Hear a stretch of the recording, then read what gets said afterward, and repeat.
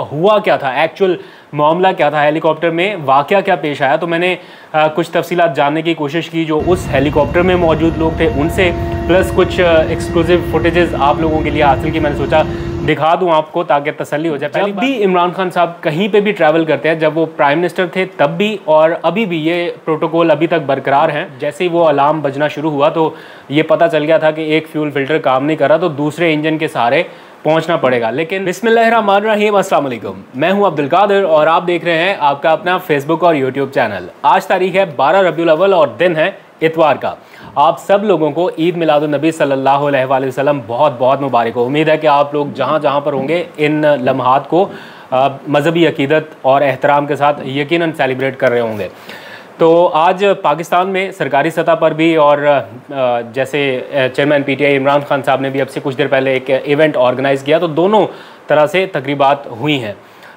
शहबाज शरीफ साहब ने अपनी एक तकरीब का एहतमाम किया, इमरान खान साहब की तकरीब अभी कुछ देर पहले F9 पार्क में इख्तिताम पजीर हुई, और भी बहुत कुछ है इस बारे में बात करनी है। साथ ही कुछ सियासी मामला के हवाले से भी, जैसे नवाज शरीफ साहब की री लॉन्चिंग मीडिया के ऊपर एक बार फिर की गई, क्या ये री लॉन्चिंग कामयाब हुई या नहीं, और मुझे क्यों निकाला का एक तरह से तसलसल दिखाई दे रहा है, और किस तरह से वापस इदारों के ऊपर ही अटैक नज़र आया। इमरान खान के ऊपर उनकी तनकीद तो रही, लेकिन सारा किस्सा इसी तरफ घूम फिर रहा है कि क्यों लेके आए इसको और क्यों मुझे इंतकाम का निशाना बनाया। क्या ये री लॉन्चिंग कामयाब होती दिखाई दे रही है या नहीं, इस बारे में भी थोड़ी बात करनी है। लेकिन सबसे पहले एक अहम टॉपिक के ऊपर बात करनी है, इसलिए क्योंकि वो वीडियो कल मैंने शेयर की ट्विटर के ऊपर भी, फिर कल व्लॉग भी उसका हिस्सा था, और ARY न्यूज़ के ऊपर भी उससे मैंने ब्रेक किया था, जो इमरान खान साहब के हेलीकॉप्टर की एक तरह से हंगामी लैंडिंग हुई। ट्विटर टाइमलाइन और मेरा जो ट्विटर का DM है वो भरा हुआ है इन मैसेजेस से कि ये सारा शायद कोई ड्रामा था, और ऐसा कैसे हो सकता है कि इमरान खान साहब का हेलीकॉप्टर कोई हंगामी लैंडिंग करे और जैसे इमरान खान साहब उतरे और फ़ौरन से कैमरामैन्स वहाँ पर पहुँच जाए और वो पूरा प्रॉपर उनका वीडियो शूट करने लग जाए। और कुछ ने कहा क्या ये कैमरे की वीडियो लग रही है या नहीं लग रही, तो बहुत सारे क्वेश्चंस रेज हो रहे थे। प्लस ये कि हुआ क्या था, एक्चुअल मामला क्या था, हेलीकॉप्टर में वाकया क्या पेश आया। तो मैंने कुछ तफसीलात जानने की कोशिश की जो उस हेलीकॉप्टर में मौजूद लोग थे उनसे, प्लस कुछ एक्सक्लूसिव फुटेजेस आप लोगों के लिए हासिल की। मैंने सोचा दिखा दूं आपको ताकि तसल्ली हो जाए। पहली बात ये कि ये कोई प्री प्लान या कोई ड्रामा इसलिए नहीं था क्योंकि Imran Khan is a brand. उन्हें इस किस्म के कम अज़ कम ड्रामा करने की ज़रूरत नहीं है कि कोई पॉपुलैरिटी स्टंट, जो बंदा ऑलरेडी पॉपुलैरिटी की पीक पर हो उसे इस किस्म के स्टंट तो करने की ज़रूरत मेरा नहीं ख्याल पड़ेगी। इसलिए ये पहली बात तो यह है कि यहाँ पर ही कोई ड्रामा श्रामा नहीं था। प्लस जब भी इमरान खान साहब कहीं पे भी ट्रैवल करते हैं, जब वो प्राइम मिनिस्टर थे तब भी और अभी भी ये प्रोटोकॉल अभी तक बरकरार हैं, जब भी वो कहीं ट्रैवल करते हैं तो उनके साथ प्रोफेशनल फ़ोटोग्राफ़र्स या वीडियोग्राफर्स या उनकी जो पूरी टीम है वो मूव करती है। और इसी हेलीकॉप्टर में उनका अपना पर्सनल जो फ़ोटोग्राफ़र है वो मौजूद था, बल्कि एक नहीं दो थे। एक तो नुमान जी है, मैं आपकी वीडियो भी दिखा रहा हूँ, बल्कि मैंने रिक्वेस्ट भी की नुमान से कि मुझे वीडियो कोई इस तरह की भेज दे, तो उसने मुझे वीडियो भेज दी है। आप देख सकते हैं कि नुमान बैठा हुआ है वहाँ पर हेलीकॉप्टर में, और ये एक बार नहीं है, ये रिपीटेडली ये सारा कुछ हो रहा है। और प्लस IK टुडे से सरवर खान, ये जिनकी बनाई हुई वीडियो आप पूरे पाकिस्तान के मीडिया पर देख रहे हैं या पूरे सोशल मीडिया पर देख रहे हैं, ये उन्हीं की बनाई हुई वीडियो है। तो एक नहीं दो फ़ोटोग्राफ़र उस वक्त इमरान खान साहब के साथ हेलीकॉप्टर में ट्रैवल कर रहे थे। तो जैसे ही ये सारा कुछ एपिसोड हुआ, क्या हुआ वो भी मैं आपको बताता हूँ। तो ये भी साथ ही इमरान खान साहब के उसी हंगामी लैंडिंग का हिस्सा थे। फिर जैसे ही उतरे तो जाहिर बात है उनका काम है ये वीडियोज़ बनाना, और उन्होंने फ़ौरन बना के सर्कुलेट करना शुरू कर दी उनके ऑफिशियल प्लेटफॉर्म्स पर भी, और बाकी मीडिया ने भी उसको पिक किया। IK टुडे के सरवर खान की वो फुटेजेस थी जो सबसे पहले उन्होंने अपने IK टुडे पर अपलोड की और फिर बाकी हर जगह। तो इसलिए ऐसा नहीं है कि कोई प्री प्लान था कि फ़ोटोग्राफ़र्स को वहाँ पर ऑलरेडी रखा हुआ था, जैसे ही आए तो वीडियो बनाना शुरू कर दें। अच्छा, रहा क्वेश्चन ये कि हुआ क्या था। तो हुआ ये था कि दो में से एक इंजन ने जवाब दे दिया। उनके कोई फ्यूल फिल्टर्स होते हैं जो मुझे बताया गया, उनमें से एक का दौरान सफ़र ही जवाब दे गया था जो फ्यूल फ़िल्टर था, और वो बीप करने लग गया था। तो जैसे ही वो अलार्म बजना शुरू हुआ तो ये पता चल गया था कि एक फ्यूल फ़िल्टर काम नहीं कर रहा, तो दूसरे इंजन के सहारे पहुंचना पड़ेगा। लेकिन दौरान परवाज़ ही दूसरे फ्यूल फ़िल्टर ने भी बीप करना शुरू किया। तो उसके जब साउंड या वो जो अलार्म बजना शुरू हुए तो उस वक्त पायलट ने इन्फॉर्म कर दिया कि हमें, मेरा ख्याल है यहीं पर इसकी आसपास कहीं पर लैंडिंग करनी चाहिए, ये फर्दर फ्लाई करने के काबिल नहीं है। तो उस वक्त इमरान खान साहब ने ये कहा कि ठीक है, आप बेहतर जानते हैं। यहाँ पर इस सफ़र में जो फैसल अमीन खान है, अहम रहनुमा PTI के, वो भी इसमें सफ़र कर रहे थे। तो उन्होंने रियल टाइम फुटेज जो है वो उसकी शेयर की है।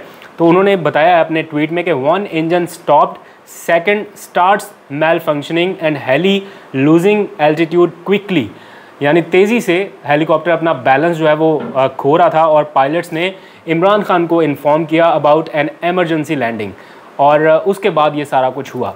तो जो फुटेजेस मुझे मौसूल हुई हैं उसमें आप नुमान जी और सरवर खान को भी देख सकते हैं, जो उसी हेलीकॉप्टर में सवार थे और फिर उन्होंने फुटेजेस बनाना शुरू की। ये वजाहत वैसे मुझे देना नहीं थी, लेकिन चूंकि ये इनिशिएट खबर ARY पर मेरी तरफ से हुई और फिर बाद में उसको ट्विटर पर भी डाला, तो इसलिए शायद लोगों को लग रहा है कि मैंने कोई गलत बयानी की है, इसलिए ये क्लियर करना ज़रूरी था। Coming back to the point, 2-3 आज अहम वाक़यात हैं, उनके ऊपर बात करनी है। एक तो 12 रबीउल अव्वल के हवाले से मरकज़ी तकरीब, जैसे आपको पता है आज F9 पार्क में भी हुई। चेयरमैन PTI इमरान खान कुछ देर पहले वहाँ पर पहुँचे और बहुत अहम उन्होंने ख़िताब भी किया, लोगों को नसीहतें की, दुआया तकरीब हुई, जो कुछ भी है। और एक हुई वज़ीर-ए-आज़म हाउस में, जहाँ पर शहबाज शरीफ साहब मौजूद थे। शहबाज शरीफ साहब की भी तकरीर सुनने का इत्तफ़ाक़ हुआ। उसमें बेशक उन्होंने ये, चले मैं ज़्यादा तफसील में इसलिए नहीं जाता क्योंकि ये मौका ऐसा नहीं है और ये त्यौहार ऐसा नहीं है कि इसके ऊपर किसी भी किस्म की सियासत की जाए, इसलिए इसके ऊपर ज़्यादा बात नहीं करूँगा। लेकिन उनकी तकरीर के कुछ कॉन्टेक्स्ट ऐसे थे जिससे ऐसा लग रहा था वो बार बार फितना फसाद करने वालों के ख़िलाफ़, ये सारा जैसे लग रहा था कि माइंड से एक चीज़ निकल नहीं पा रही, वो चाहते ना चाहते हुए भी एक मखसूस तरह से टारगेट करना चाह रहे हैं इमरान खान को। और फिर बार बार उन्होंने पूछा क्या ये है मदीना की रियासत, क्या इस तरह मदीना की रियासत होगी, क्या मदीना की रियासत में ये हो सकता है, क्या उस तरह हो सकता है। तो बार बार वो घुमा फिरा के इशारों किनारों में बात इमरान खान की ही कर रहे थे। तो ऐसा लग रहा था जैसे वहमो गुमान में, दिलो दिमाग पे हर तरफ इमरान खान बुरी तरह सवार है। और दूसरी तरफ इमरान खान साहब ने जो बात की है वो अमर बिल मारूफ व नही अनिल मुनकर के हवाले से बात करते रहे, नौजवानों को तलकीन करते रहे कि किस तरह से आप दूर हो रहे हैं मजहबी रिवायात से, इसको किस तरह से बेहतर किया जा सकता है। तो एक उस्ताद की तरह, एक टीचर की तरह उनका खिताब था। ऑल दो के पॉलिटिकल मामलात को इन मजहबी चीज़ों से साइड पर रखना चाहिए, लेकिन चाहते ना चाहते हुए भी ये सारा कुछ हो रहा है और उन्हीं को फिर बाद में हेडलाइंस में चलाया जाता है। तो शहबाज शरीफ साहब की तकरीर में अगर ये चीज़ ना होती तो बाकी उनकी तकरीर बेहतरीन थी, बेशक वो लिखी हुई थी या फिल्बदी थी। जैसे इमरान खान साहब ने बगैर लिखे हुए तकरीर कर दी और कोई घंटा तक तो वो उनकी तकरीर चलती रही और बाकी वो शहबाज शरीफ साहब सफ़े पलटते और प्रॉपर पता चल रहा था कि पहले से तयशुदा ये बात है, लिखवाई हुई बात है कि हमने अपने इस तकरीर के कॉन्टेक्स्ट में किन बातों को ज़्यादा हाईलाइट करना है जो कहीं ना कहीं इमरान खान के अगेंस्ट जाए या उनके उस नैरेटिव की साइड पर आए जो वो बार बार रोज़ फितना फसाद वाली बातें करते हैं। एनीवेज़ आगे बढ़ते हैं। नवाज़ शरीफ साहब की री लॉन्चिंग के हवाले से आज नवाज़ शरीफ साहब की जो एक तकरीर है या ख़िताब है वो सारे TV चैनल्स पर नशर हुआ।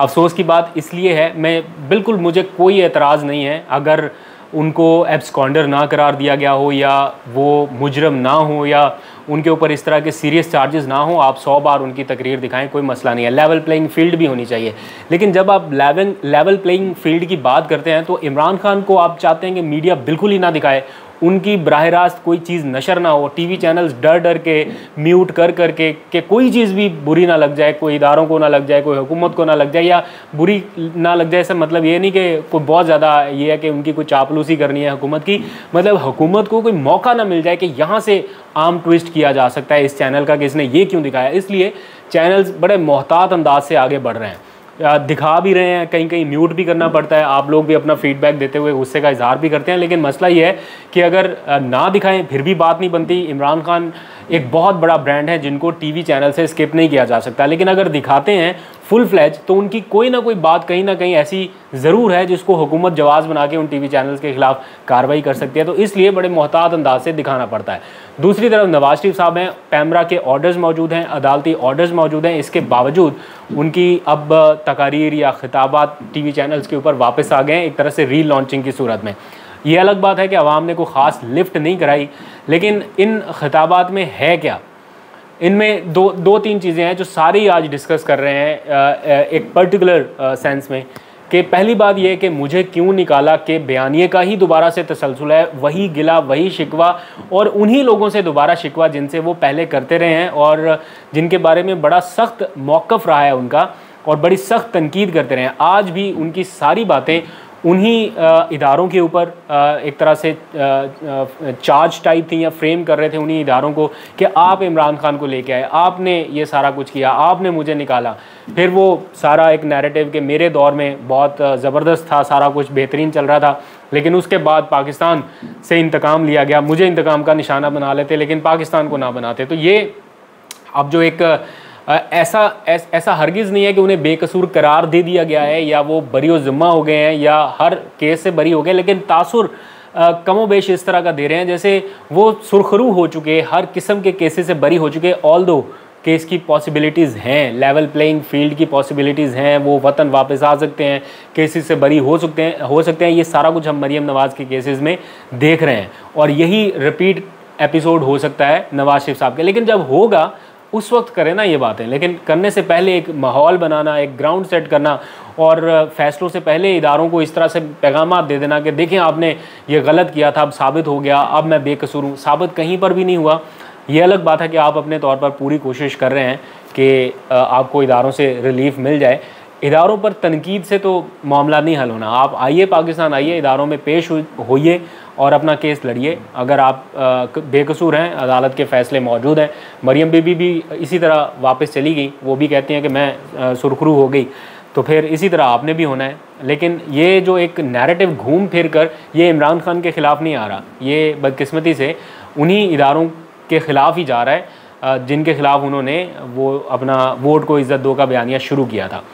देखते हैं आने वाले दिनों में इसमें कोई नरमी आती है या ये सख्त होता है। लेकिन बहरहाल ये बात तय है कि उनकी वतन वापसी और चौथी बार वज़ीर-ए-आज़म बनने का जो ख्वाब है उसका एक बयानिया आज से शुरू हो गया।